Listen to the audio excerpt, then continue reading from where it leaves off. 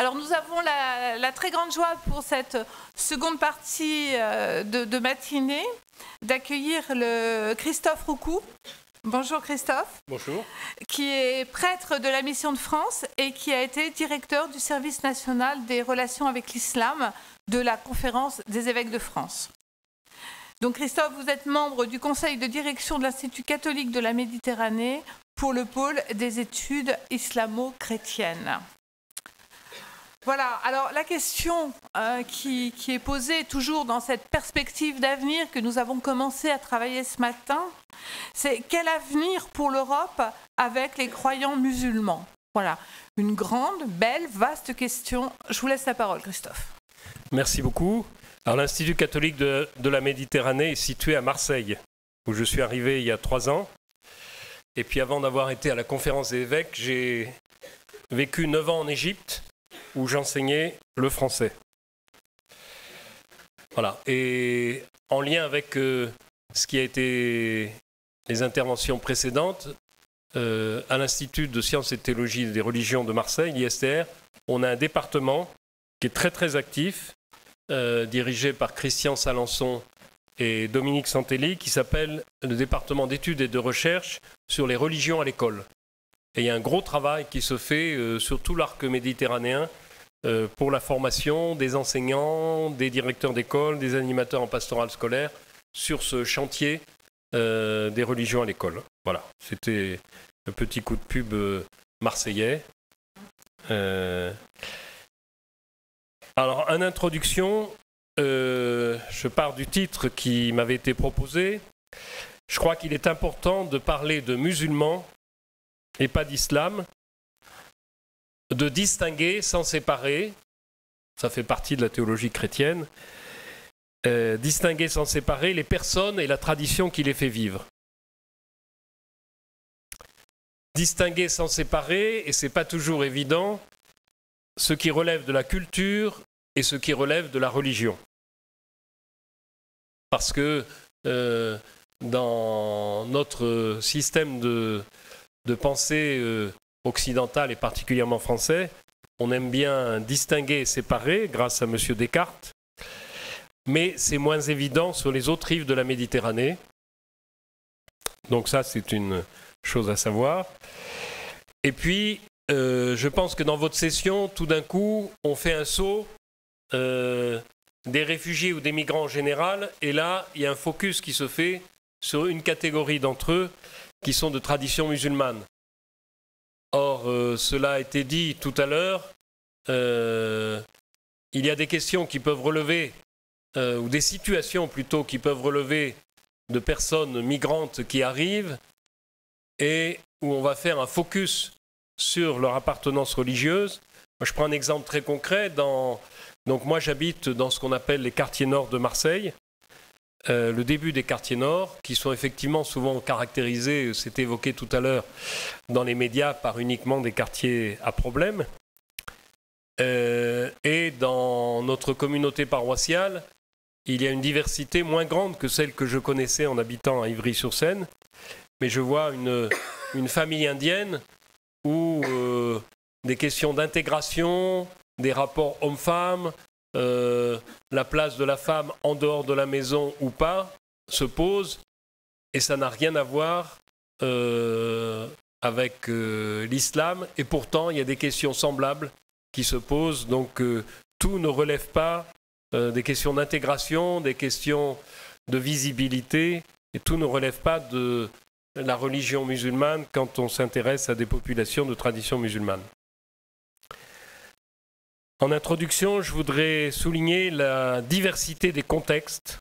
J'y reviendrai. Les situations sont très contestées suivant les pays d'Europe. Je partirai un peu j'évoquerai des éléments en Europe, mais après je me focaliserai sur la France.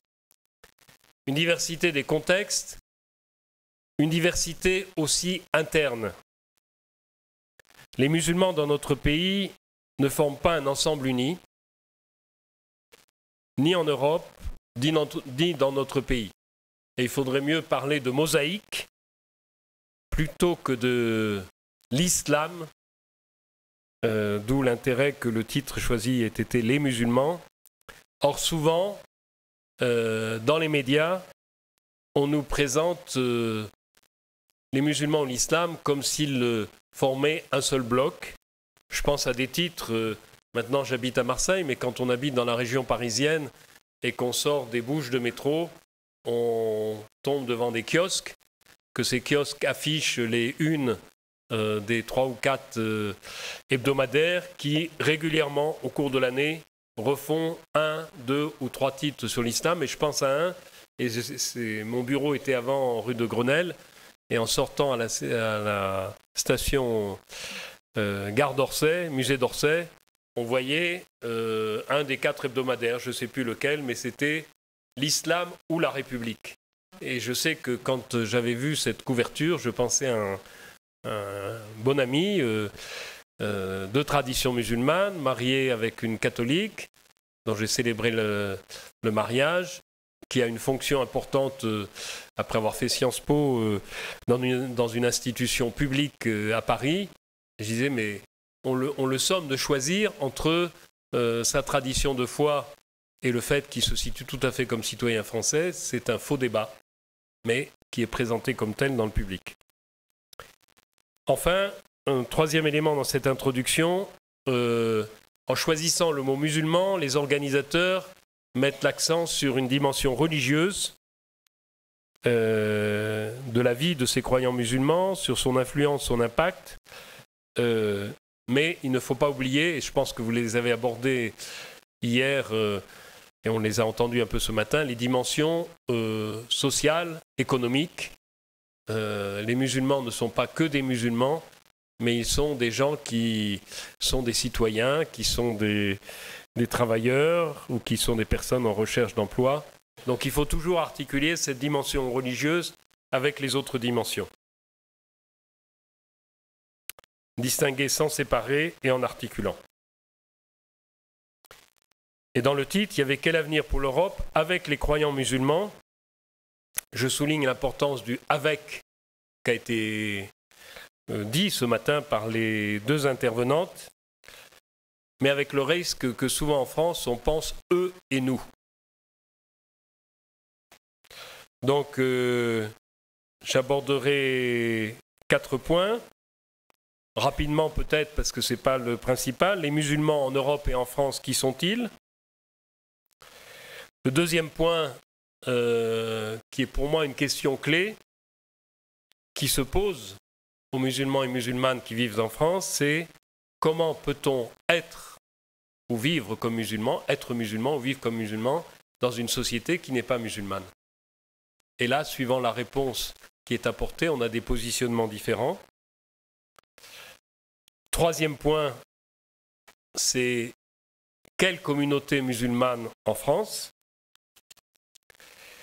Et le quatrième, c'est comment fait-on pour ensemble, musulmans et non musulmans, construire un avenir ensemble. Donc, premier point, qui sont les musulmans vivant en Europe ? Alors même si la session, je pense, s'intéresse d'abord à ceux qui arrivent, mais quand on intitule « Quel avenir pour l'Europe avec les croyants musulmans ?», une majorité, ça a été dit d'abord, d'Européens à l'ouest, au sud du continent, beaucoup moins à l'est.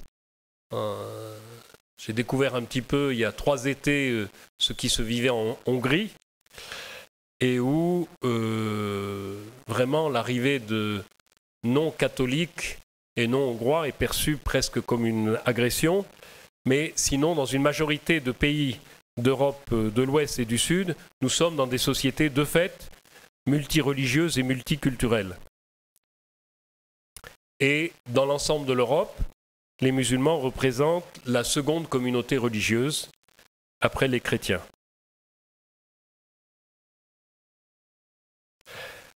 Combien sont-ils ? Il y a peu de données statistiques disponibles sur les musulmans en Europe. Celles qui existent sont souvent extrapolées à partir d'origine ethnique, de données des pays d'origine. En 2010, on estimait la population, moi je dis toujours, de tradition musulmane environ 44 millions de personnes, soit à peu près 6%.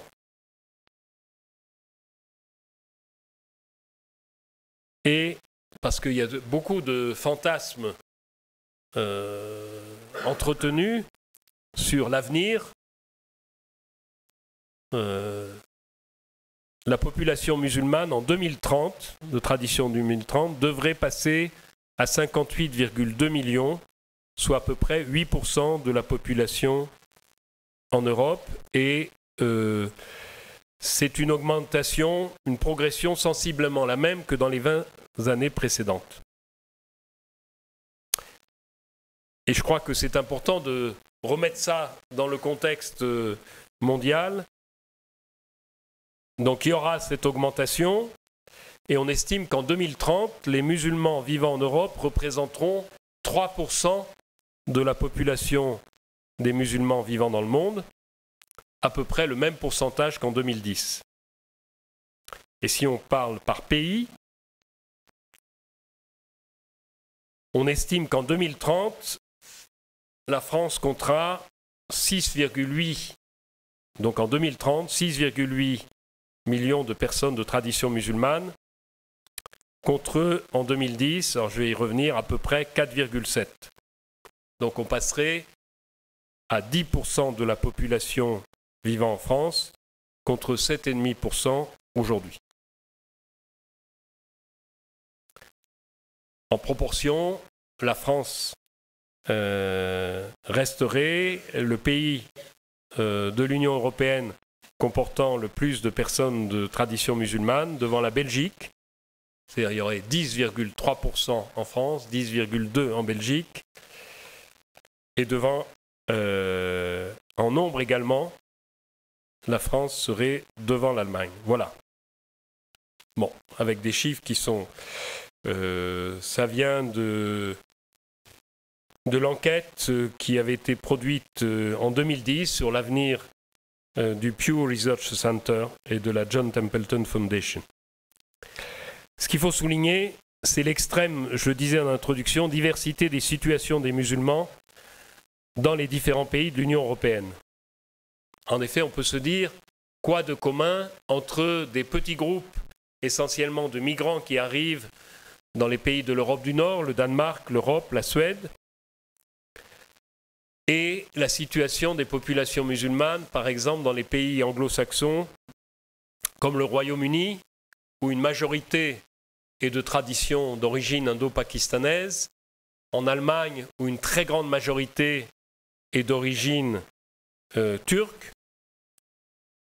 et puis dans les pays du sud de l'Europe, de culture latine, en France, et puis aujourd'hui, et c'est quand même assez récent, en Espagne et en Italie, où une majorité de personnes de tradition musulmane viennent des pays du Maghreb et d'Afrique subsaharienne.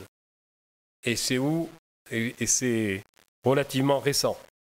Comme responsable des relations avec les musulmans de l'Église catholique en France, nous avions et ça continue, il y a des rencontres de ces responsables au niveau de la Comecé, donc des pays de l'Union européenne. Et jusqu'à une date récente, nos amis espagnols disaient, pour nous, c'est d'abord une question de migration, et c'est que très récemment qu'on s'intéresse à la dimension religieuse musulmane de ces migrants.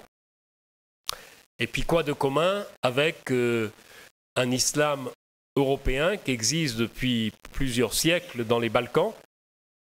Pour prendre juste un petit indice, vous avez une faculté de théologie musulmane à Sarajevo, où je suis intervenu 1 ou 2 fois. Cet institut avait été créé par l'Empire austro-hongrois, donc à pratiquement un siècle d'existence. Il existait, c'est une anecdote, mais des aumôniers musulmans dans les armées de l'Empire austro-hongrois.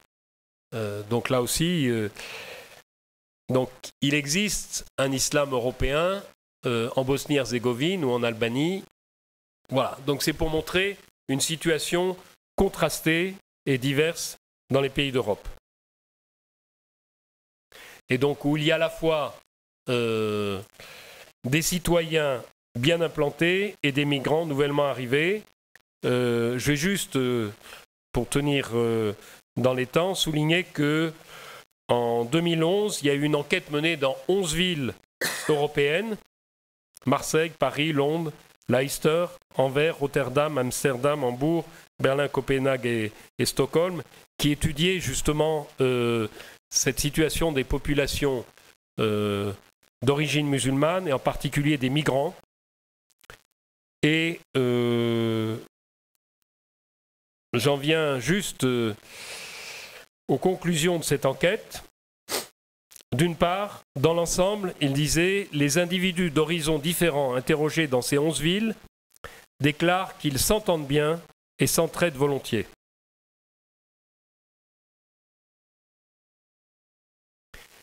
Mais, alors que les musulmans et les non-musulmans s'accordent à penser que la communauté de valeurs, c'est un élément essentiel d'appartenance à un pays, dans cette enquête, la majorité des gens interrogés ne pensaient pas que les gens de leur propre quartier avaient des valeurs communes. Ce qui est intéressant, c'est que dans cette enquête donc de 2011, dans ces 11 villes, les musulmans identifiaient plus que les non-musulmans le respect des religions comme une des valeurs fondamentales pour une nation. Donc des valeurs communes. Dans ces valeurs communes, pour les musulmans, la dimension religieuse pour appartenir au sentiment d'appartenance était très importante. Et puis il était constaté aussi que pour les musulmans, le sentiment d'appartenance à un quartier et à une ville était plus fort que l'appartenance nationale. Alors que pour les non-musulmans, c'est l'appartenance nationale qui prenait le dessus sur l'appartenance à la ville ou à la communauté. Donc il y avait dans le sentiment d'appartenance un accent mis davantage sur le quartier et la ville pour les personnes de tradition musulmane et sur la nation pour les personnes non musulmanes. Et puis, un deuxième point qu'on retrouvera, c'est un décalage dans la perception de l'appartenance entre les musulmans et les non-musulmans. Dans cette enquête, la moitié des musulmans qui s'identifient culturellement à leur pays de résidence, c'est-à-dire qui se considèrent comme belges, comme français, comme néerlandais, ont le sentiment que les autres ne les voient pas de la même manière. Eux s'identifient comme français, belges ou néerlandais, mais ont le sentiment que les autres dans la nation, ceux qu'on appelait peut-être tout à l'heure les Français de souche, ne les voient pas de la même manière. Enfin, dernier élément qui est important, c'est que, et c'est un peu un fil rouge peut-être, ou c'est un élément important dans cette intervention, c'est que notre continent européen est marqué à la fois par la modernité, et ça depuis le XVIe siècle, c'est un processus long, et aussi par la sécularisation qui est plus récente. Or, deux points, les personnes de tradition musulmane prennent de plein fouet, et j'y reviendrai parce que c'est un enjeu important, ce choc de la modernité. Et puis, vivent une situation de sécularisation qui est inexistante dans les pays d'origine, pas forcément d'eux-mêmes, parce que souvent ils sont nés ici, mais de leurs parents ou de leurs grands-parents. Donc ce double aspect de modernité, c'est-à-dire d'autonomie du sujet, de liberté de conscience, d'expression, d'individus plus fort que les appartenances communautaires. Donc ça, c'est ce que je mets du côté de la modernité, qui n'est pas d'abord l'usage des appareils. Et puis cette dimension de sécularisation. Or, pour les populations d'origine, cette sécularisation, forte en France, mais encore plus forte, je pense, au niveau en tout cas des idées en Belgique ou aux Pays-Bas, tout d'un coup, depuis quelques années, la religion musulmane s'exprime de manière visible. Et ça bouscule ce à quoi nous étions habitués. Et ça repose la question de la visibilité d'une religion dans l'espace public.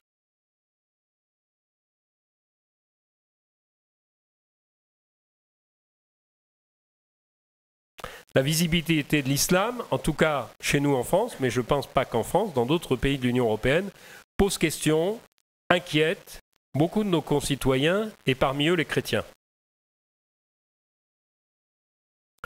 Le défi posé à tous les citoyens et habitants de l'Union européenne et de notre pays est celui-ci: comment vivre ensemble avec nos différences de culture et de religion, et non pas malgré elles ou en les niant.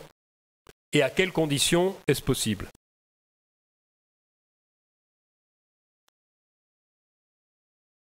Alors je saute le paragraphe parce que sur les musulmans en France, qui sont-ils?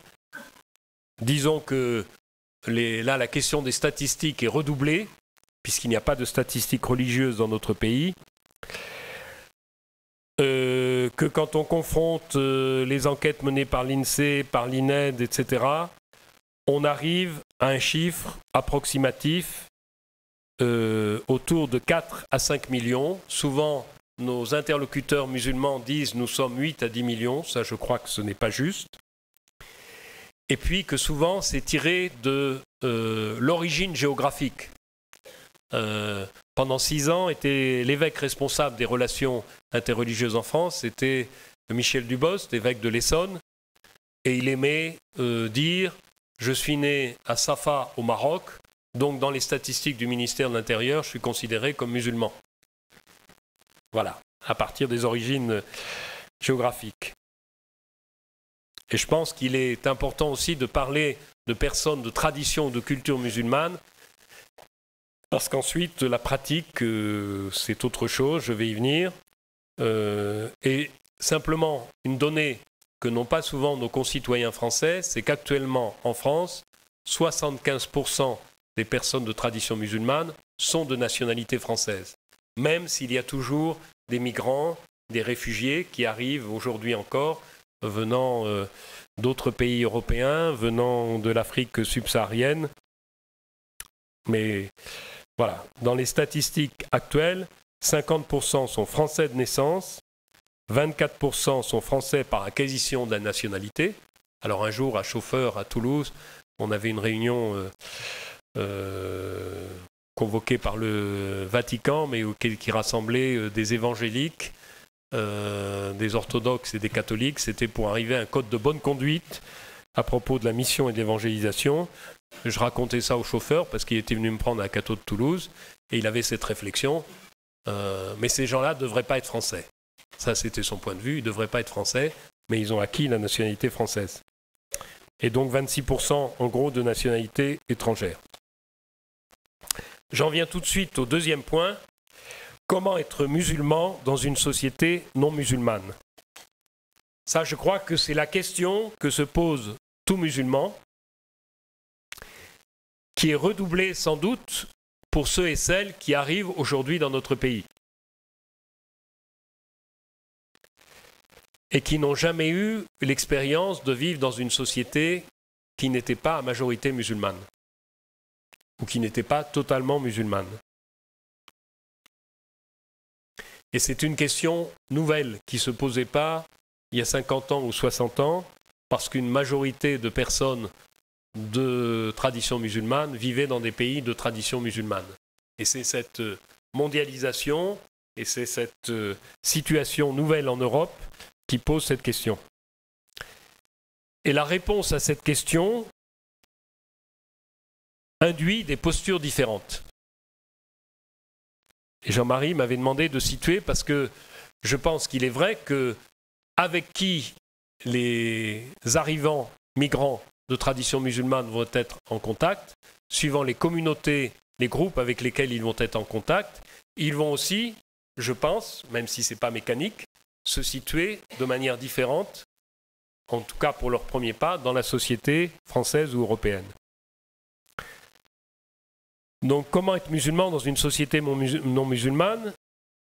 Je dirais que d'abord, une majorité de musulmans et musulmanes vivant en France, hommes et femmes, témoignent d'une tranquille appartenance à leur tradition religieuse.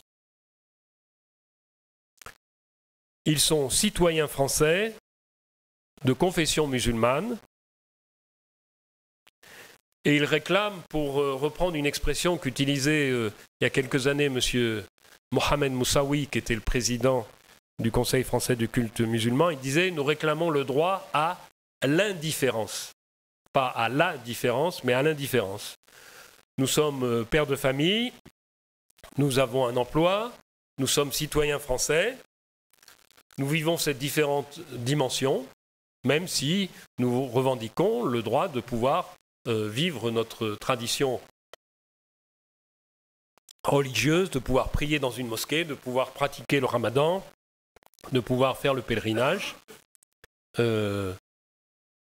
Un petit indice, ce n'est pas dans tous les cas, mais aujourd'hui, une majorité de beaucoup de personnes musulmanes arrivant à la fin de leur vie demandent à être enterrées en France parce que c'est là que vivent leurs enfants et leurs petits-enfants.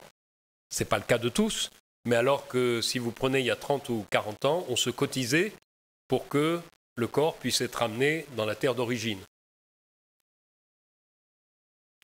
Donc, pour une majorité de ces gens-là, il est possible d'être citoyen français, de vivre dans une société démocratique occidentale et d'être un croyant musulman pratiquant sa religion.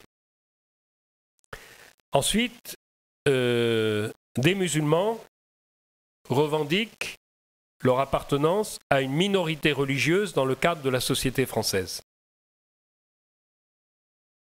Citoyens et croyants musulmans, et en faisant une distinction, alors qui est par exemple celle que fait souvent Tariq Obrou, qui est connu, qui est imam à Bordeaux, avec qui on a écrit un bouquin, Le prêtre et l'imam. Et là, on fait une différence entre ce qui relève de la foi et du culte.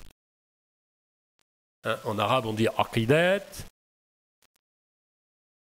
Ceci relevant, d'ailleurs, souvent étant inscrit dans le Coran ou dans la tradition, et en particulier les hadiths qudsi, les hadiths les plus sacrés.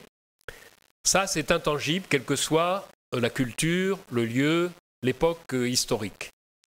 Et ce qui relève de, moi je dirais, l'éthique, en arabe on dit mu'amalat, les comportements, et là qui est lié au contexte géographique, culturel, historique. Et souvent Tariq Obrou dit ça se négocie, ça peut évoluer.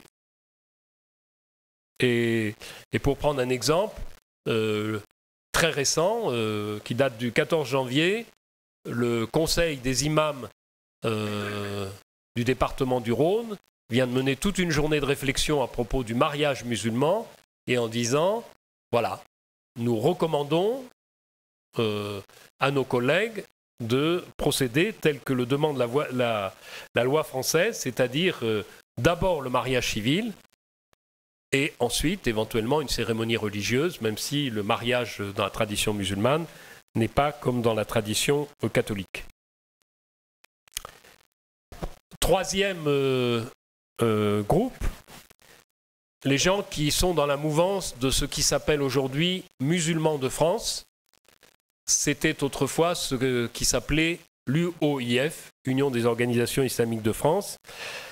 Alors ces gens-là conjuguent un engagement dans la cité comme musulmans et une pratique que je me permets, même si je suis extérieur, de qualifier d'orthodoxe de la religion musulmane. Souvent, ils sont les plus actifs en termes d'associations, de création d'associations dans la société française aujourd'hui. Pour prendre deux exemples, il était question de l'école tout à l'heure, c'est des gens de cette mouvance, musulmans de France, qui ont créé les collèges ou lycées musulmans qui existent aujourd'hui, qui sont en voie de reconnaissance. Alors, on n'est pas dans des écoles hors contrat, mais ils visent le contrat d'association. Et vous savez qu'il y a 2 ans ou 3 ans, le premier lycée dans le classement des lycées de France, qui était arrivé en tête, c'était le lycée Averroès de Lille. Ou pour prendre un autre exemple, parce que j'étais en contact récemment, j'allais dire à l'imitation de ce qui se fait dans le monde juif, ils ont créé l'Union des étudiants musulmans de France, qui se revendique comme une association de type syndical dans le milieu universitaire. Par exemple, ce que ne font pas du tout les catholiques. Donc pour eux, foi et citoyenneté sont à conjuguer ensemble. D'un point de vue théorique, c'est, j'allais dire, la conception d'un islam intégral, où la dimension religieuse est la dimension englobante et déterminante. Enfin, d'autres, à cette question, comment vivre en musulman dans une société non musulmane, conçoivent leur islam comme une enclave dans un environnement étranger. Alors c'est le cas d'un mouvement de réislamisation qui est né dans les années 20 dans le continent indien, qui s'appelle le mouvement Tabligh. Les Tablighis sont des gens qui sillonnent les cités, qui s'adressent en priorité aux jeunes, qui mettent l'accent sur la prédication et sur une observance rigoureuse des rites. Mais en gros, ils s'adressaient, aujourd'hui il y a une dimension un peu plus prosélyte, ils s'adressaient à des jeunes musulmans pour dire « Eh mon frère, il est 13h, c'est l'heure de la prière, tu viens avec nous à la prière. » Et pour prendre beaucoup de responsables musulmans aujourd'hui, à un moment de leur existence, il y a quelques années, sont passés par ce mouvement. Et je pense à Abdel Malik, le chanteur, qui est passé par là, même si maintenant il est plutôt dans une mouvance soufie. Il y a aussi donc ce qu'on appelle l'expression journalistique est passée maintenant partout, les salafistes, qui s'organisent en micro-sociétés,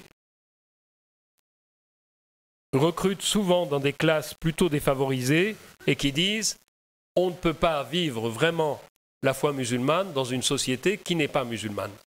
Donc ils répondent à cette question de cette manière-là et ils pratiquent un retrait volontaire de la société pour des raisons religieuses.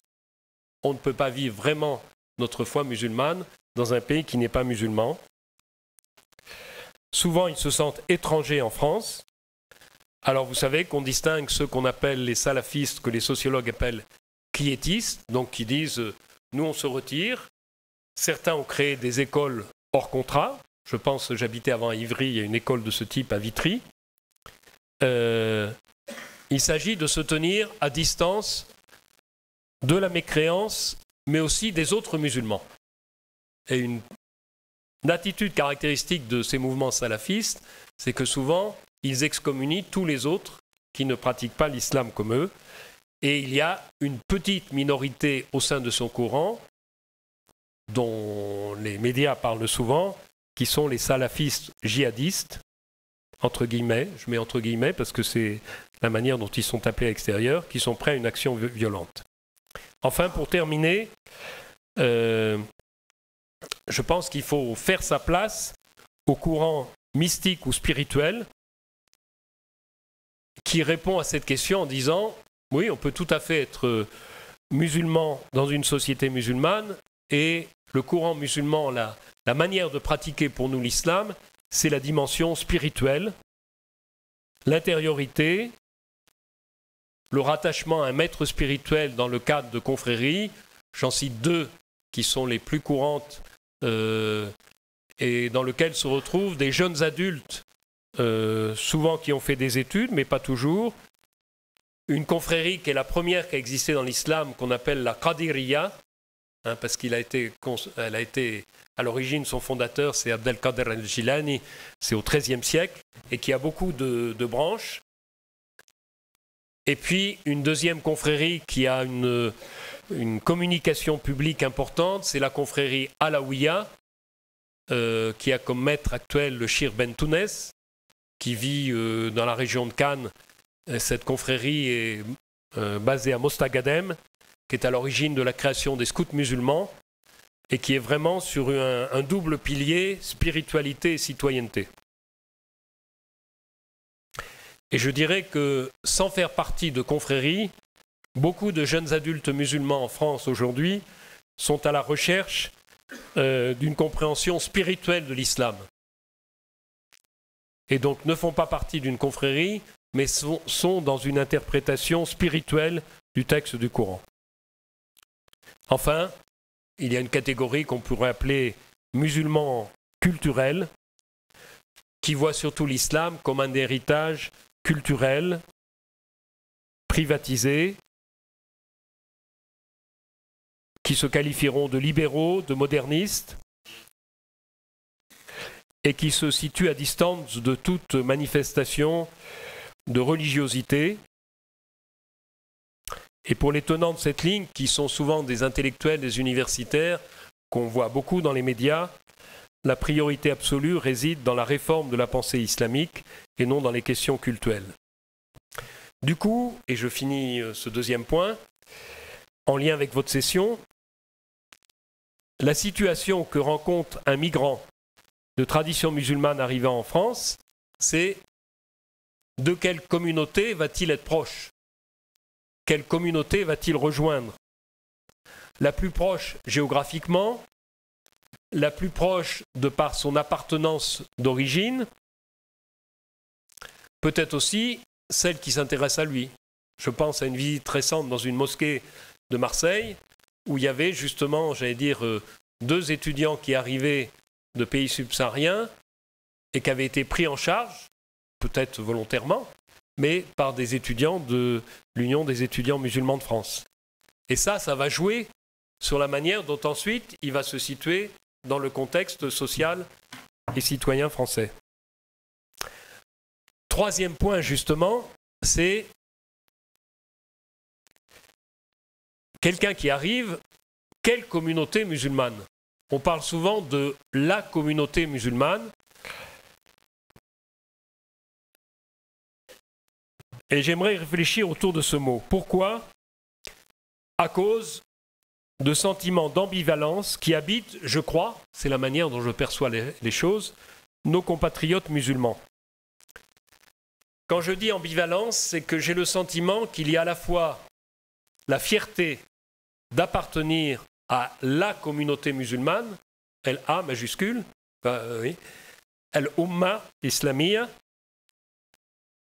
et en même temps, et je pense qu'il y a ces 2 sentiments qui habitent nos compatriotes, et du coup qui touchent ceux qui arrivent, la confiance vive et douloureuse que cette communauté est traversée par des divisions profondes.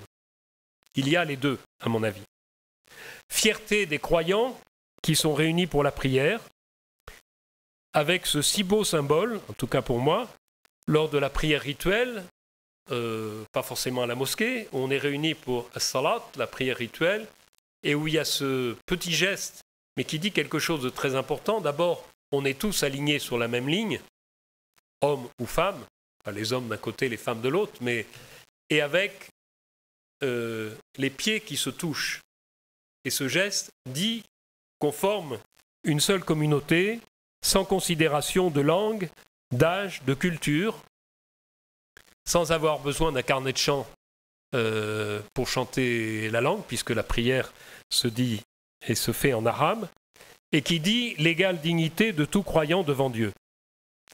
Je pense aussi à un sentiment de fierté, je crois, au moment du Ramadan, quand on participe ensemble à la rupture du jeûne, avec cette très belle expression qui a été utilisée, j'allais dire, pour les restos du cœur musulmans, que ce soit en Égypte où je vivais ou ici, Maïdat al-Rahman, la table du miséricordieux. Au moment de la rupture du jeûne, il y a aussi à la fois cette égalité et ce sentiment d'appartenance à la même communauté.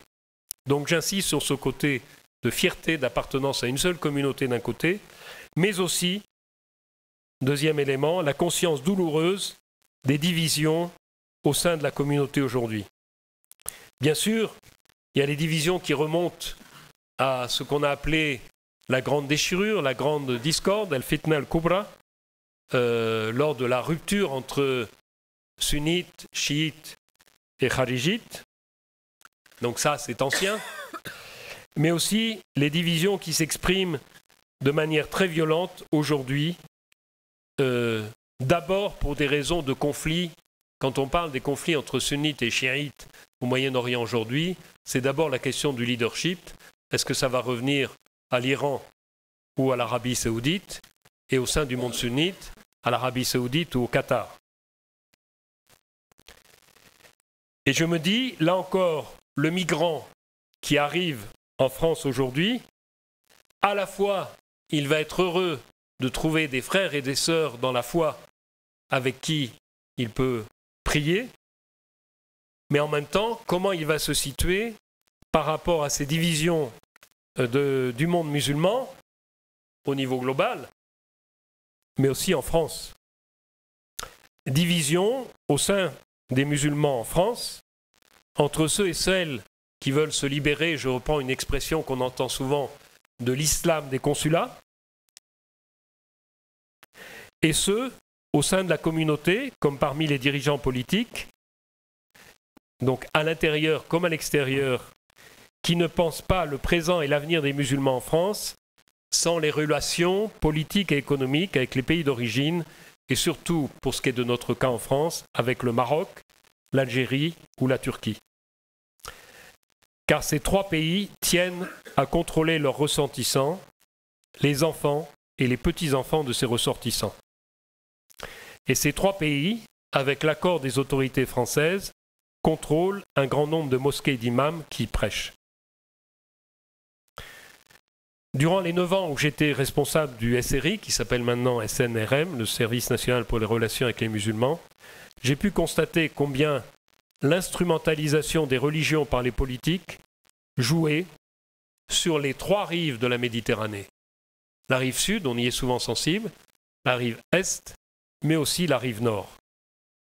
Et je suis quelquefois choqué intérieurement d'entendre, depuis que je suis arrivé à Marseille, la manière dont des élus au conseil municipal ou au conseil régional s'adressent lors de l'inauguration d'une mosquée, lors de la fête de l'Aïd, où, à mon avis, ils ne s'adressent pas en tant qu'élus, mais en tant que « je fais partie de la même communauté que vous », alors qu'ils sont là pour représenter le maire ou le président du conseil régional.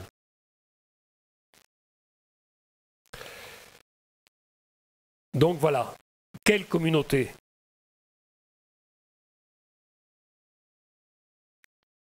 Je saute un paragraphe et je voudrais dire que, en même temps, ce que je constate, donc il y a à la fois, j'allais dire, une immobilisation, il y a une complexité de cette communauté en France, il y a une difficulté pour les pouvoirs publics d'arriver à trouver des interlocuteurs, et en même temps, je constate que depuis quelques années, cela bouge au sein de la communauté.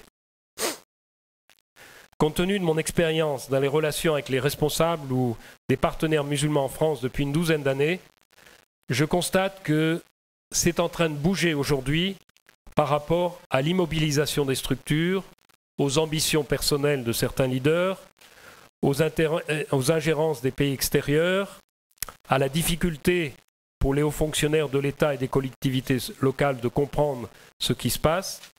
Ça commence à bouger de deux côtés. D'un côté institutionnel, c'est vrai qu'après des tas de débats, en 2016 a été créée la Fondation de l'Islam de France, qui a un but strictement culturel et pas cultuel. Et vous savez que depuis quelques mois, cette fondation, après avoir été présidée par M. Jean-Pierre Chevènement, est présidée maintenant, j'allais dire enfin, par un musulman, M. Khaled Benchir. Et son objectif est d'essayer de soutenir des projets à vocation culturelle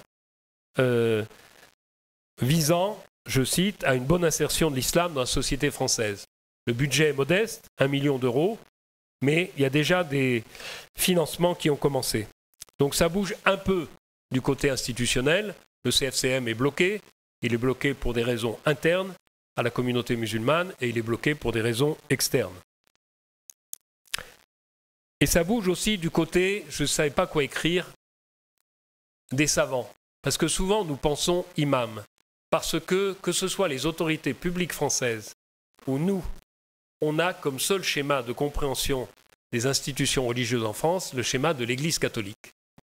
Et combien de fois j'entends, ce serait plus simple si les musulmans, ils avaient un magistère, un pape, oui, ce serait plus simple, mais je pense que ce ne sera jamais le cas. Et que dans la tradition musulmane, l'imam n'a pas le rôle du prêtre. Ce qui a un rôle important, c'est le savant. Alors il y a un mot que vous connaissez, au pluriel, c'est les oulémas, al-ulema, al-alim. Et ça bouge un peu de la part de certains responsables intellectuels, imams, chercheurs, qui appartiennent à la tradition musulmane. Pendant plusieurs années, c'était les responsables catholiques qui réussissaient à les réunir. Nous avons eu pendant 4 ans des forums islamo-chrétiens en cercle fermé à Lyon, ça se déroulait à Francheville, et à chaque fois, nos partenaires musulmans disaient « on vous remercie » parce qu'on n'a pas l'occasion de se retrouver entre nous. Alors c'est l'occasion d'échanger avec vous, mais c'est l'occasion aussi d'échanger entre nous. Et là, il y a quelque chose qui bouge. Je sais qu'il y a des groupes de travail, plutôt de chercheurs, mais aussi d'un certain nombre de responsables et d'imams, qui se mettent ensemble, même s'ils ne sont pas d'accord, pour réfléchir.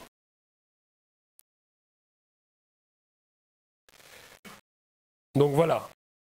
Et j'en viens au dernier point. Comment fait-on pour construire un avenir ensemble? Donc je ne vais pas vous donner un mode d'emploi ou des stratégies à mettre en place. Je voudrais poser plutôt quelques repères. Je parlerai plutôt en termes de règles de conduite et de pensée pour se rencontrer, débattre, agir ensemble.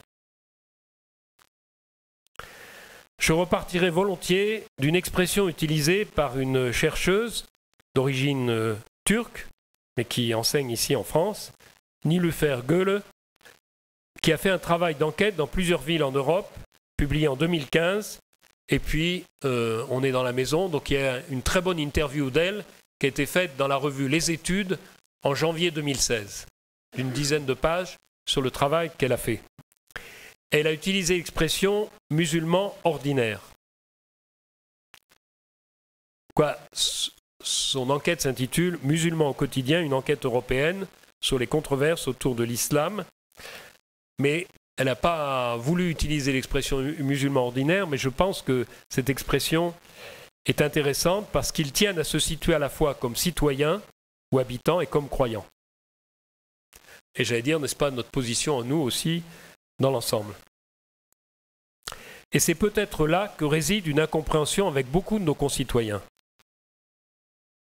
C'est vrai, les musulmans ne font pas de leur foi une affaire privée, comme elle l'est devenue pour beaucoup de citoyens européens et comme le voudraient un certain nombre de laïcistes en France ou ailleurs.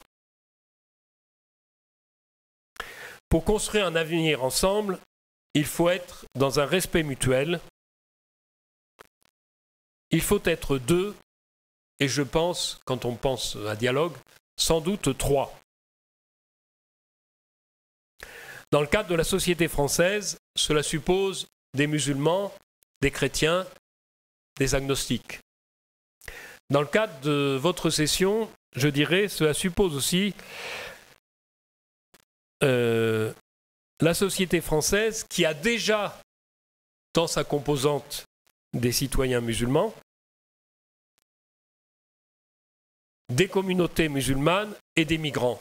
Parce que ce n'est pas simplement les migrants et la société française. C'est les migrants, les communautés musulmanes déjà existantes et la société française qui comporte aussi des migrants. Donc ça nous oblige à un jeu complexe. Et je dis tout de suite que je note là aussi, c'est là que les choses bougent, petit à petit, pas aussi vite qu'on le voudrait, mais je pense à une anecdote. En Seine-Saint-Denis, je crois qu'il l'est toujours, le délégué de l'évêque pour les relations avec les musulmans, c'est le père Jean Courtaudière, qui habite à Saint-Denis. Et lors d'un de ces échanges en privé, mais maintenant ça date, donc ça peut passer en public, il avait interpellé, donc on était, la règle du jeu, c'était 25 responsables musulmans, 25 responsables chrétiens. Et il avait mis les pieds dans le plat en disant, écoutez, à Saint-Denis, il y a des sans-papiers qui sont en totalité musulmans, qui font la grève de la faim. Ils sont postés à un endroit, je ne saurais plus dire lequel, et on voit passer, à l'heure de la prière, des musulmans qui passent devant eux, aucun ne s'arrête. Il disait, je vous pose la question quand même, ce sont des co-religionnaires qui sont sans papier. Et voilà, vous passez devant eux sans considération. Quelle est votre solidarité? Donc ça avait fait pof. Il n'y avait pas eu de réponse immédiate.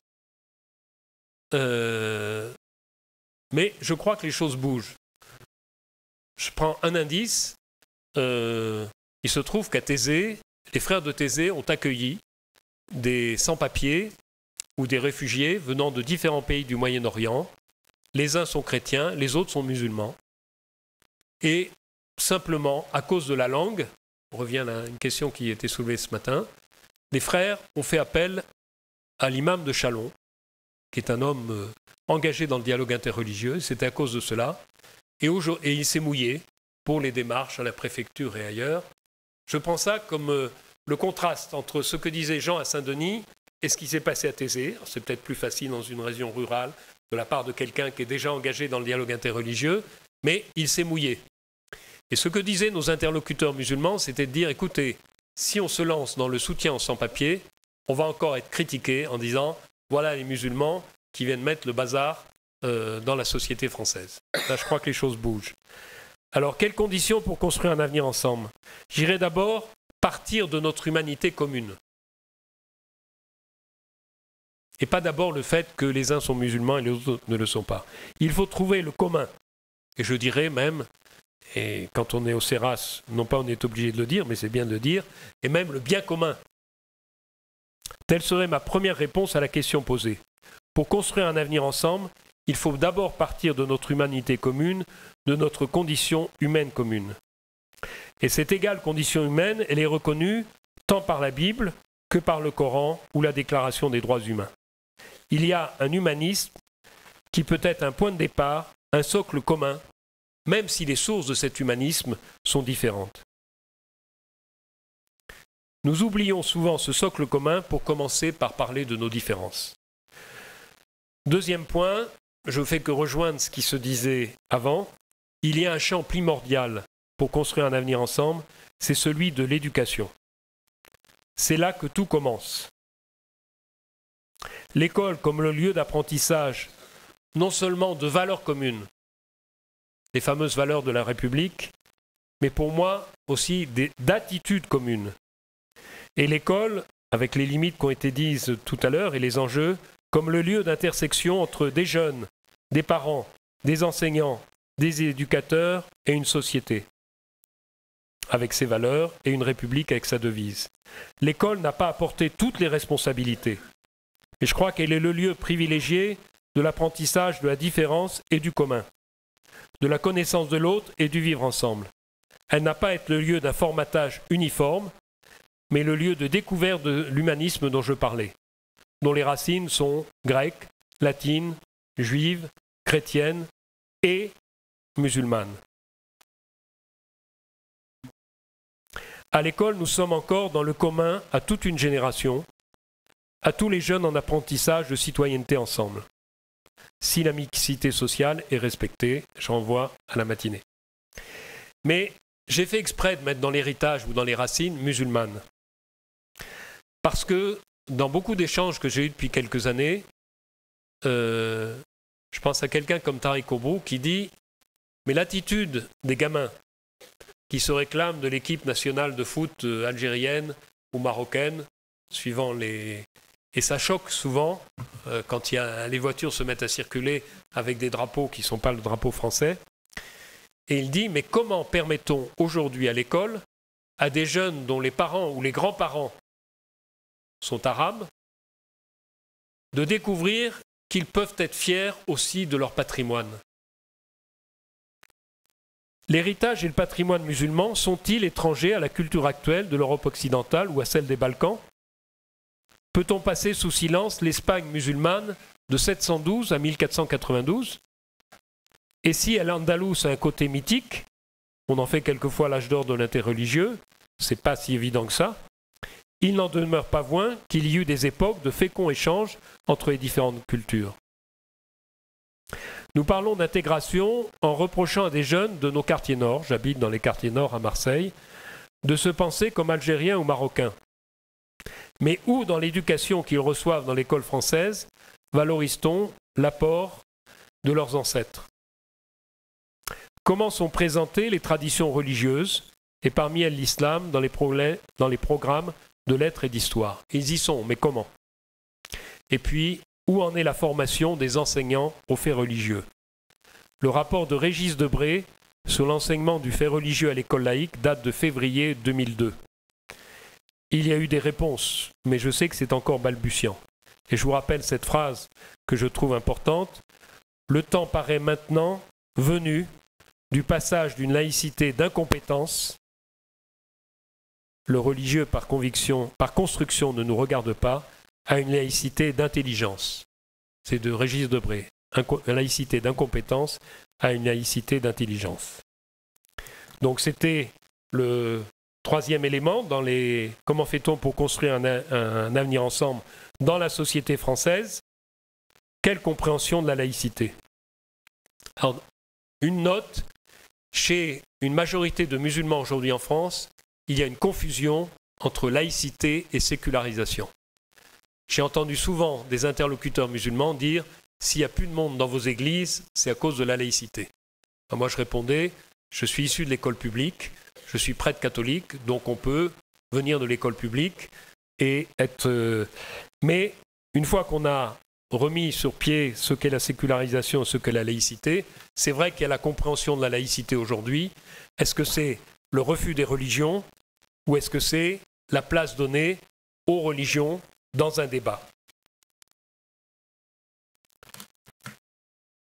Oui. Pour apprendre à vivre ensemble, je vais donner mes titres de chapitre pour finir.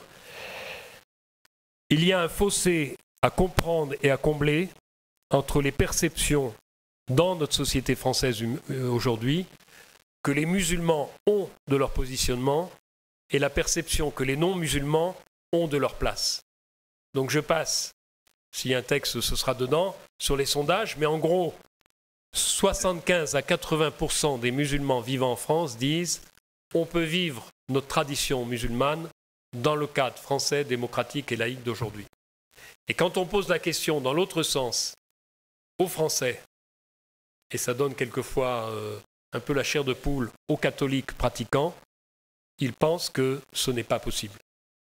Donc je ne donne pas les pourcentages, mais donc là, il y a des malentendus à explorer et à comprendre.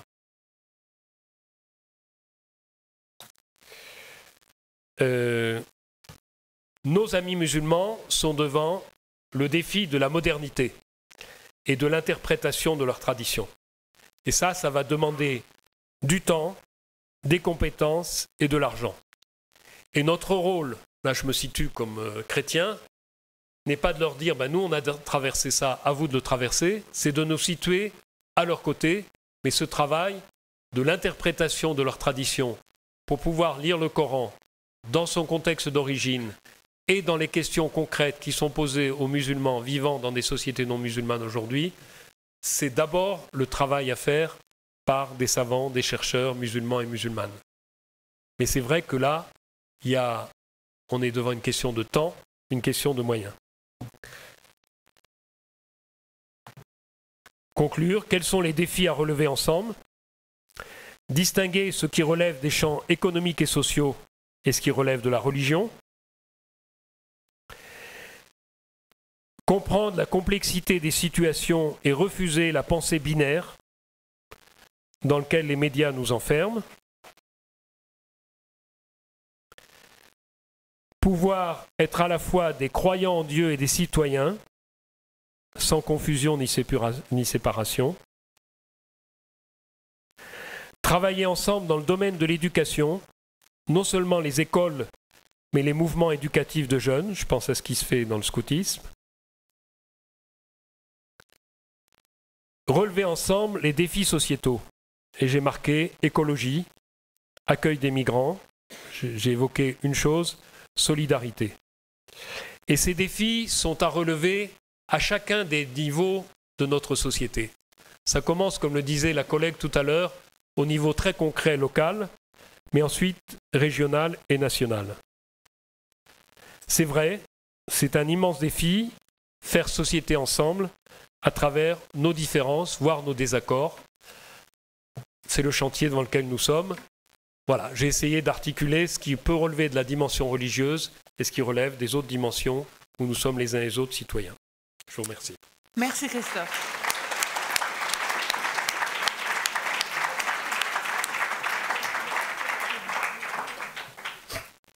C'est vraiment un très très bel exposé, très riche, complet.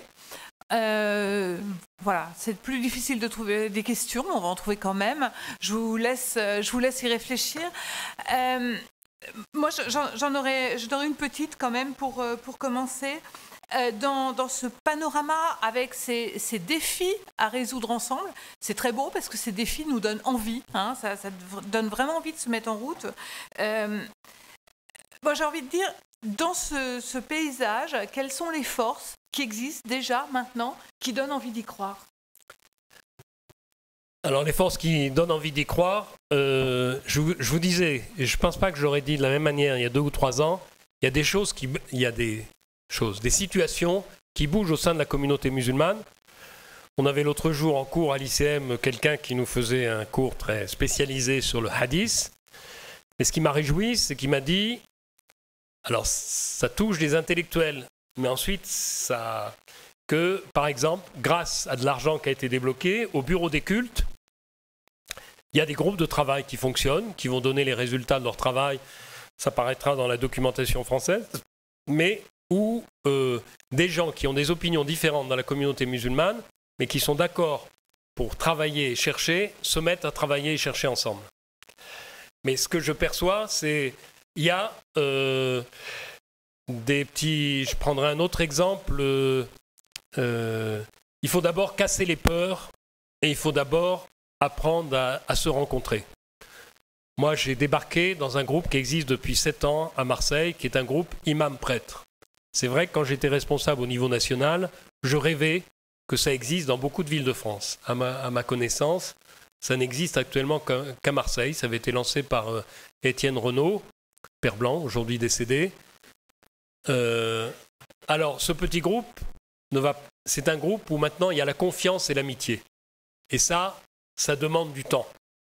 Et on aborde des questions qui peuvent fâcher, avec une difficulté, c'est que, j'allais dire, le niveau de recherche intellectuelle des uns et des autres n'est pas le même, ou de formation. Donc, le respect de l'autre fait que il y a des questions qu'on ne va pas poser parce qu'il ne s'agit pas de mettre l'autre en difficulté dans sa foi. Mais je prends un exemple.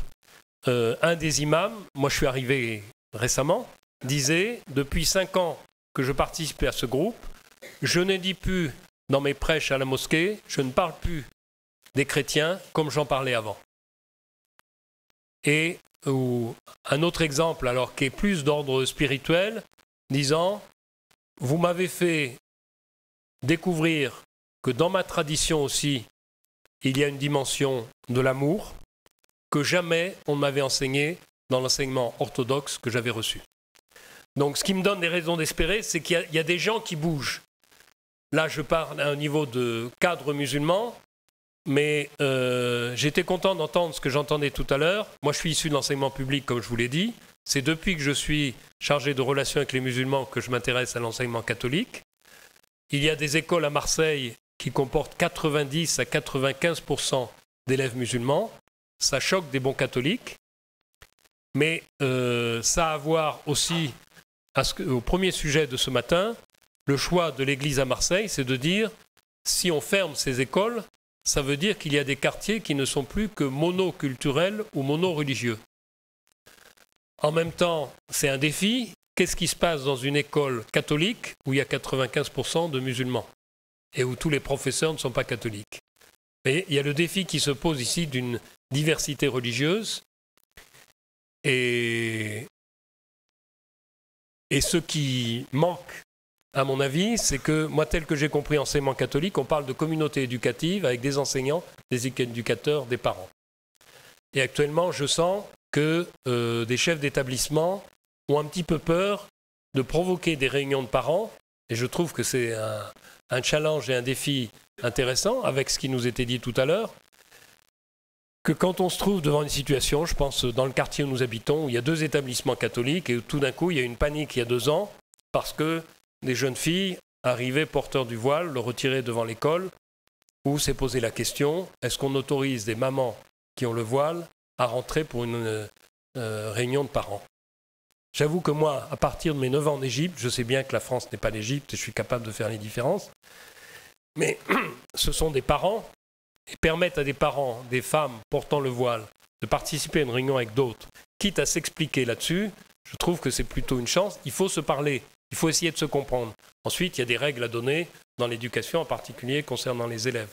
Et voilà, je me dis, oui, il y a des éléments qui bougent. Alors on me dira toujours, est-ce qu'ils sont représentatifs? Est-ce que c'est des minorités? Oui. Mais Étienne Renaud avait coutume de dire, en parlant des intellectuels, au XVIIIe siècle, les philosophes, c'était quand même qu'une minorité. On est arrivé à la Déclaration universelle des droits de l'homme. Voilà. Faut prendre aussi, comment dire, ne figeons pas et prenons ce qui est en mouvement. Soyons lucides sur les forces. C'est pour ça que moi je suis en colère maintenant que j'habite à Marseille. Vous avez des querelles d'ego à Paris. Je dis des choses comme ça. Maintenant, j'ai plus d'étiquette officielle entre des responsables musulmans.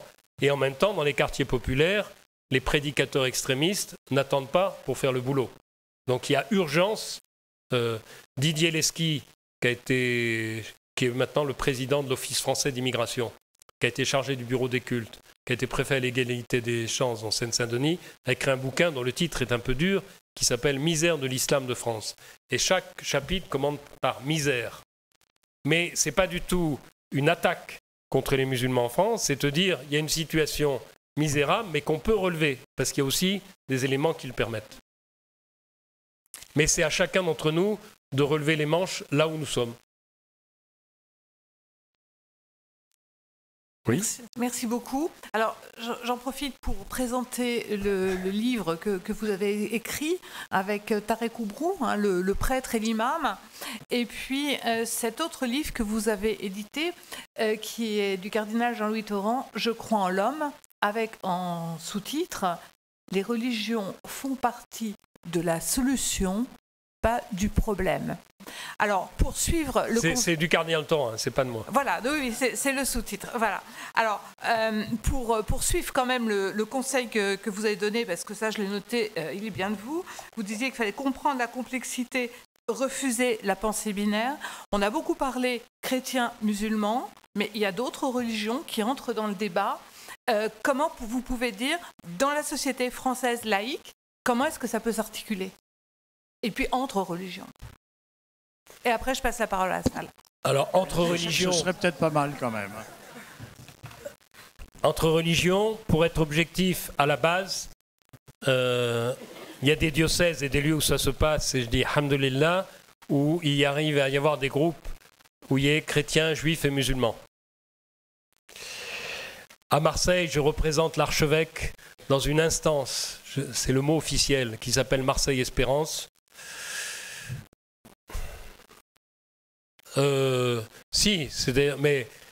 Comment dire, je crois beaucoup plus au travail de terrain. C'est important que des officiels se parlent, mais j'ai utilisé un mot tout à l'heure. Marseille Espérance a ses origines, il faut que je fasse attention parce que là j'ai une étiquette, mais c'était vraiment les responsables des différentes communautés qui travaillent ensemble. Aujourd'hui, ça fait partie, c'est dans la rubrique du service de communication de la mairie. Alors, ça permet de se parler, il y a quelques initiatives, il y a un cycle de cinéma intéressant, ça a été des dieux et de la violence, des dieux et des femmes. Aujourd'hui, c'est des jeunes, des croyances et des... Voilà, il y a quelques petites initiatives, mais là encore, ça se passe en centre-ville, et quand il s'agit d'aller dans les périphéries, c'est tout un problème.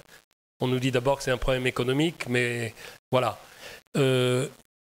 Je ne crois pas qu'il faut être dans un face-à-face chrétien-musulman en France, mais moi je plaide pour que,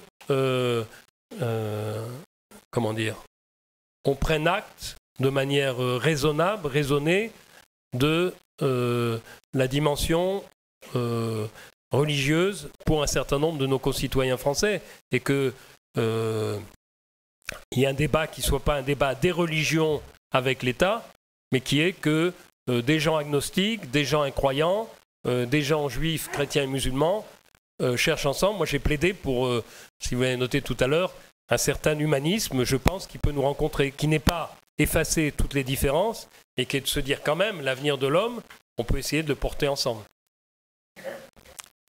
Merci. Voilà, est-ce qu'il y a des questions dans la salle? Oui, ben écoutez... avec le micro de préférence. Oui, j'ai un micro, mais j'attendais que vous passiez la parole à la salle quand même. Hein. Dites, je vous remercie d'avoir cité, d'avoir donné cette citation de Régis Debray sur la laïcité, et puis d'avoir souligné l'importance de l'école publique. Mais il y a un ministère des cultes en France, et actuellement une certaine volonté, en tout cas exprimée du président de la République, de modifier la loi 1905 sur la laïcité. Et en particulier, il semble qu'il y ait cette volonté soit de contrôle du développement de la religion de l'islam, et peut-être aussi sous prétexte, mais est-ce un prétexte ou est-ce une bonne raison de pouvoir créer des investissements, notamment dans le domaine immobilier. Enfin, c'est une des raisons avancées pour la modification de la loi. Est-ce que vous pouvez nous donner votre avis là-dessus? Si vous permettez, on va grouper 2 ou 3 questions. Jean-Marie, une question là? Voilà, madame, et après Jean-Marie. Bonjour, merci beaucoup pour cet exposé riche. Restez avec nous. J'essaye de jongler entre je vais le fermer. Je suis assez ignare en connaissance de la religion musulmane et de sa hiérarchie qui apparemment n'existe pas. Alors ma question va peut-être être déplacée. Allez-y. Qui peut interpeller un imam par rapport à sa façon de faire? J'ai été invitée dans le cadre de l'accueil d'une famille irakienne tout à fait charmante où le papa ne parle pas français encore, enfin pas très bien, il compte sur ses enfants. Je suis allée pour la première fois à la mosquée de Gien, riche expérience en ce qui me concerne, et j'ai été assez frappée de voir que on est arrivé à la fin du prêche en français. L'imam, je suppose que c'était un imam, a changé le siège a été pris par une autre personne, donc un autre imam qui a fait tout un prêche en arabe, pardon. Je suis assez ignare, auquel je n'ai évidemment rien compris. Donc j'ai été interpellée à 2 choses. L'imam français, interpellé à la fin de son prêche, attention, faites bien attention, il y a eu des remontées des professeurs des écoles, vous devez mettre vos enfants à l'école, c'est important, ils doivent aller à l'école. Je ne sais absolument pas ce qui a été dit par le prêche en arabe. Je sais que le papa a 5 enfants, dont 2 jeunes filles, 12 et 13 ans, qui avaient 2 ans de moins quand ils sont arrivés, qui maintenant portent le foulard. Et je sais que ce n'est pas un choix de leur part. Ça facilite le papa visiblement d'être assez pratiquant et de l'afficher pour trouver du travail. Voilà, je ne vais pas rentrer plus dans les détails de cette histoire, mais ça m'interpelle beaucoup par rapport à le maire de Gien. Je laisse de côté c'est le côté de la religion. Ils ont leur mosquée, ils y vont, c'est très bien, et comme ça, ils ne sont pas dans la rue, et moi, je ne veux rien savoir. Donc, qui on peut interpeller? Moi, je ne me vois pas aller voir l'imam. Voilà, pardon pour cette interruption un peu longue. Merci. Voilà, une 3e question. Oui, merci Christophe. Tu as fait allusion tout à l'heure au livre de Nilufer Gölle sur les musulmans au quotidien dans l'Europe. Ça m'avait assez frappé quand même que du côté de sa conclusion, elle nous avertit qu'en Europe, nous allons aussi avoir des difficultés du côté des normes, c'est-à-dire du côté du droit. Alors, moi, je pose la question parce que je pense quand même que l'intégration, ça passe aussi, enfin l'intégration de personnes de confession musulmane, ça passe aussi par la construction commune de règles, pas simplement de règles, mais vraiment de droits. Et là, je pense plutôt au droit civil, par exemple, les héritages ou le mariage, des choses comme ça. Alors, est-ce que ça te paraît un enjeu aussi, peut-être marginal ou important pour l'avenir de notre vie ensemble en Europe? Bon. Moi, je prends les questions dans l'ordre. Alors d'abord, juste une petite nuance, moi je ne suis pas juriste, mais le ministre de l'Intérieur est chargé des cultes. On n'a pas de ministère des cultes en France. Je crois que c'est une petite nuance. Ensuite, la loi de 1905 a été déjà modifiée, pas dans ses 4 premiers articles, mais je crois une quarantaine de fois. Alors, il faut faire attention quand on dit on va y toucher. Donc ça, je pense. Ce que j'ai compris des enjeux, et ça me semble intéressant, c'est que beaucoup de mosquées et d'associations qui gèrent des mosquées sont sous la loi de 1901. La loi de 1905, qui au départ avait été refusée par l'Église catholique, acceptée par les juifs et les protestants, ça fait des années que les protestants disaient, en fait, la loi de 1905, par exemple, ne permet pas que un bâtiment, un appartement appartenant à une société de loi 1905 puisse être occupé par quelqu'un qui n'est pas, par exemple chez nous, un clerc. Donc on contourne en faisant une loi de 1901. Je crois qu'il y a une volonté de régulariser ça. Que le financement des associations musulmanes puisse être clair, moi je suis plutôt pour. Pour le moment, ils n'ont pas réussi à mettre sur pied ce que M. de Villepin avait créé, la Fondation pour les œuvres de l'islam en France, qui n'a pas fonctionné, qui a été fermée, a été créée la Fondation de l'islam en France, qui est uniquement culturelle, et c'est vrai que ce serait bien que ce soit contrôlé, en faisant attention quand on dit aucun financement venant de l'étranger. Des diocèses de France reçoivent actuellement de l'argent venant de Miséréor ou de l'Église d'Allemagne. Il y a de l'argent qui vient d'autres pays. Donc je dis, attention quand on est citoyen français, à que ce soit les mêmes règles qui s'appliquent pour les musulmans, mais aussi pour l'Église catholique et les églises protestantes. Alors c'est vrai qu'il y a une crainte, mais là moi je ne suis pas assez compétent, que j'entends de la part des conférences des évêques de France en disant est-ce qu'il ne va pas y avoir un contrôle financier trop strict. Voilà, moi je me dis, si c'est pour que tous les cultes en France soient sur le même pied, je trouve ça plutôt positif. J'avoue ne pas bien comprendre, mais je ne suis pas un spécialiste, quand les évêques de France se sont mis en colère, quand il a été demandé aux aumôniers catholiques des hôpitaux ou des prisons de suivre une formation. On dit c'est parce qu'on l'applique aux musulmans, nous on a des gens bien formés. Je comprends aussi l'État qui dit je paye avec des deniers publics des aumôniers dans les hôpitaux, des aumôniers dans les prisons, ça doit être la même règle pour tout le monde. Il y avait eu un conflit il y a quelques années et qui n'était que de la part des catholiques, qui n'était pas le cas des protestants et des juifs. Donc il faut faire attention à ce que ce ne soit pas anti-religieux, mais qu'on accepte d'être mis sur un même pied d'égalité que les autres. Moi je dis pourquoi pas, notre privilège, ce n'est pas un privilège de supériorité, c'est... Donc voilà, mais il faudrait interroger des gens plus compétents. Alors j'en viens à la deuxième question. Dans votre situation, je trouve très bien que le prêche ait commencé en français.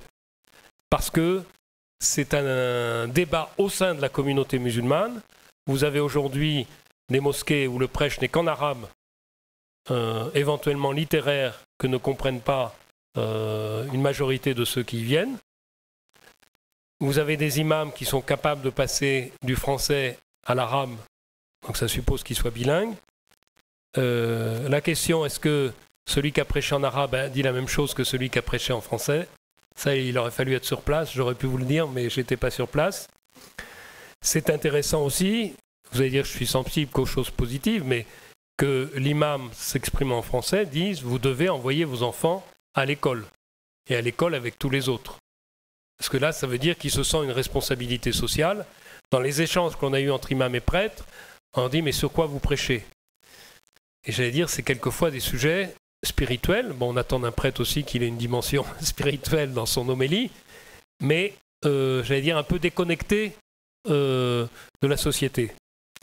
Donc effectivement, une question. Et quand je parlais tout à l'heure de l'emprise des États étrangers, je vous dis quelque chose.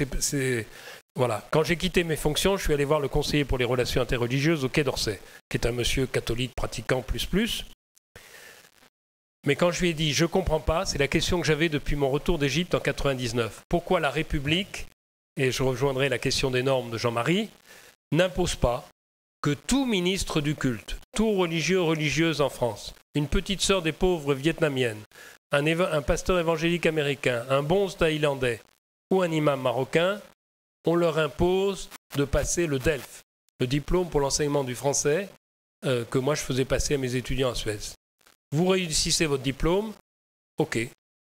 Vous ne réussissez pas, excusez-moi, monsieur, madame, et que ce soit une petite sœur des pauvres ou un imam, vous ne pouvez pas exercer votre mission en France. Ça, moi je préfère ça. Pour moi, c'est l'application de la loi de 1905. La République pose des conditions externes à la religion, communes à tous. Ça me semblait évident. Quelle est la réponse que j'ai eue de la part de ce haut fonctionnaire? Mon père, si nous faisons cela, nous nous mettons la Turquie à dos. Voilà. Donc je dis, dans ce jeu, il y a un jeu qui n'est pas simplement le fait des croyants, qui est le jeu aussi des autorités publiques et où la dimension politique intervient. Je crois que l'Allemagne est plus courageuse et moi je suis jaloux un peu parce que vous avez actuellement dans 5 universités en Allemagne, dont celle de Tübingen, une filière de formation d'imams. Et en France, on n'arrive pas encore aujourd'hui à mettre sur pied des études d'islamologie, pas simplement de sociologie de l'islam, de politique de l'islam, mais d'islamologie, au nom d'une certaine laïcité et au nom... mais à ce moment-là, imaginons des contrats entre l'université publique et des établissements d'enseignement supérieur catholiques ou autres. Je vous fais part aussi d'une crainte, parce qu'on vient d'avoir la réunion des enseignants catholiques en islamologie en France.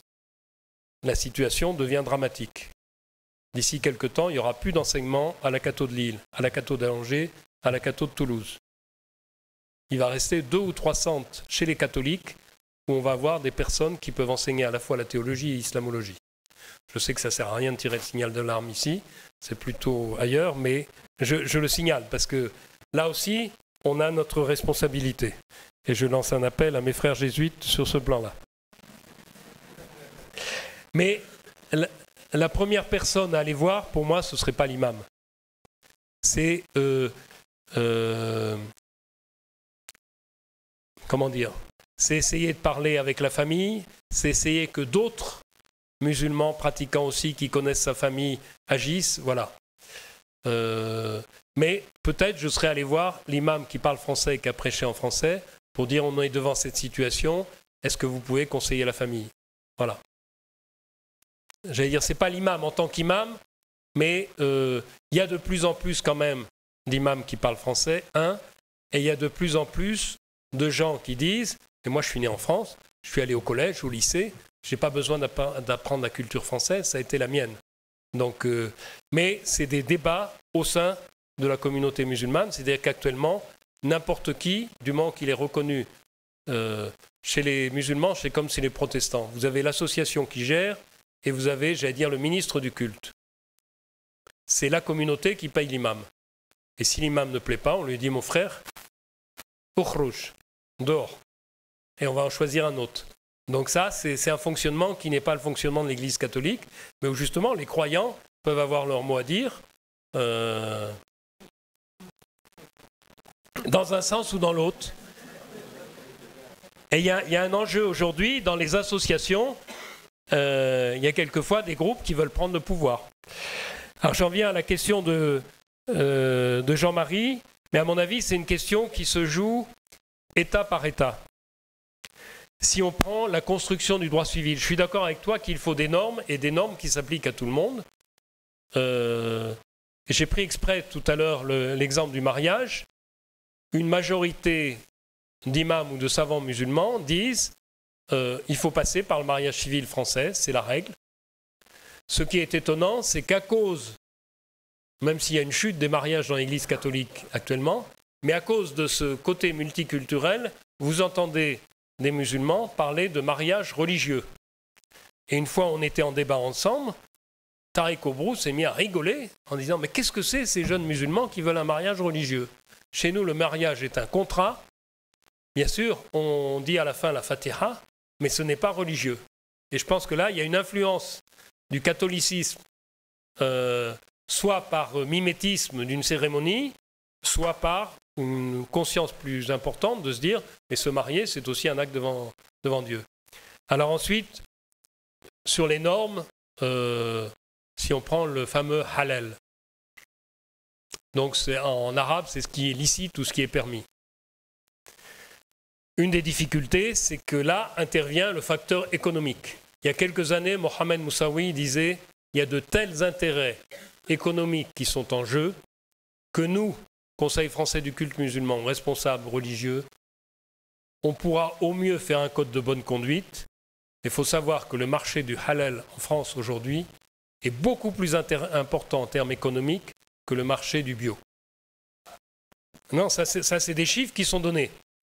Donc qui a la maîtrise là-dessus? Il y a les normes, il y a aussi la dimension de l'éducation, parce que c'est vrai que dans les quartiers populaires, on constate depuis 20 ans que, par exemple, participer dans une école à un anniversaire, apporter un gâteau, alors d'abord il y a les normes de l'éducation nationale, et qui ne sont pas tout à fait les mêmes, je crois, dans l'enseignement catholique. Et puis il y a ensuite, je prends un cas très concret, dans l'école de Saint-Mauron qui se posait l'an dernier, où un parent d'élève refuse, par exemple, le bouquin qui a été pris au centre de documentation sur la préhistoire par sa petite fille, en disant « mais ça, c'est contraire à notre religion ». Alors là, c'est des échanges à avoir avec les parents à cause de la question de la théorie de l'évolution. Vous trouviez la même réaction chez des jeunes évangéliques. Donc ça, c'est plutôt un travail d'éducation. Ensuite, tu as raison de soulever la question des normes. Par exemple, le sport ou l'éducation SVT, pour moi, là, il y a des obligations auxquelles il faut tenir. C'est comme ça. Et il ne faut pas céder au chantage. De ce moment-là, je mettrai mon enfant dans une école hors contrat. Ça, qu'il le fasse. Mais je pense qu'il y a des... aujourd'hui, c'est une loi à l'interdiction des signes religieux ostentatoires dans les écoles. C'est une loi qui existe, il faut l'appliquer. Cette loi ne s'applique pas, par exemple, aux établissements d'enseignement catholiques ou non catholiques sous contrat.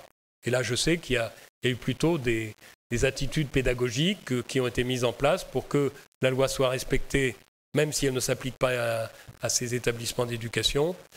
Donc, moi, je ne penserai pas au niveau de l'ensemble de l'Europe, mais je dirais pays par pays, où il faut que le droit soit respecté. Donc, par exemple, Nilufer Gölle prend l'exemple de la votation en Suisse sur les minarets. En France, j'ai pas les chiffres là, mais le nombre de mosquées avec des minarets est infime. Le minaret n'est pas une obligation cultuelle, puisque c'est pour l'appel à la prière, que l'appel à la prière se faisait par oral. Alors, pour avoir vécu 9 ans en Égypte, je dis avec le sourire, parce que les haut-parleurs, c'est casse-pied. Et quand vous êtes réveillé à 3 heures du matin, et que en Égypte, c'est fait exprès qu'autour des églises, vous avez des haut-parleurs. Donc là, on est dans le cadre... Donc je me dis, s'il y avait une règle en France qui interdisait le haut-parleur pour l'appel à la prière, personnellement, je ne serais pas contre, parce que non, mais ce n'est pas une nécessité cultuelle. Et je pense en pensant minaret, je pense à une des nouvelles mosquées à Nantes, où ils ont imaginé, vous avez un mur en verre très élevé. C'est pas un minaret, personne ne peut monter dedans, puisque c'est pas... Mais c'est un signe... voilà, j'allais dire là, c'est pour reprendre ce qui était dit tout à l'heure par la sociologue, moi je dirais c'est des négociations à avoir localement en fonction du contexte. J'ai vu une pétition qui circule dans certains milieux catholiques actuellement sur la construction à Strasbourg de la plus grande mosquée en Europe. D'abord, je ne suis pas sûr que ce soit vrai, parce qu'il y a des... Si ?